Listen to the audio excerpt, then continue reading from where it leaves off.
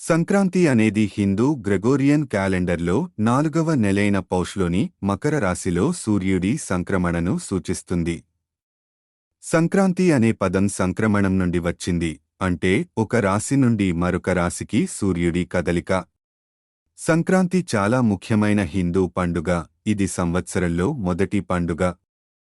ఇది కొత్త సంవత్సరం యొక్క ప్రారంభాన్ని సూచిస్తుంది మరియు కొత్త ప్రారంభాలకు చిహ్నంగా ఉంటుంది. సంక్రాంతిని భారతదేశం అంతటా వైభవంగా జరుపుకుంటారు.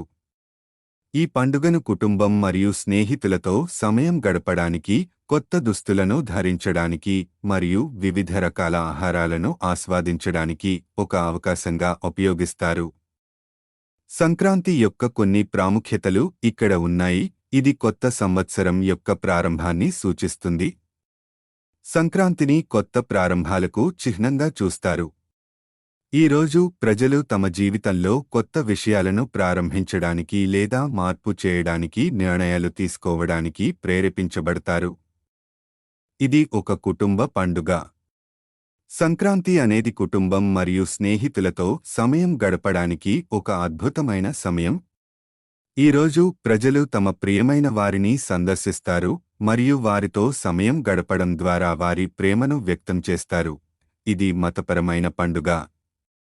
సంక్రాంతి హిందూ మతంలో ఒక ముఖ్యమైన పండుగ. ఈ రోజు ప్రజలు సూర్యునికి ప్రార్థనలు చేస్తారు మరియు వారి దైవాలకు నైవేద్యాలు అర్పిస్తారు. సంక్రాంతి అనేది భారతదేశంలోని అత్యంత ప్రసిద్ధ మరియు ప్రజాదరణ పొందిన పండుగలలో ఒకటి. ఇది సంతోషం, ఆనందం మరియు పునరుజ్జీవనం యొక్క సమయం.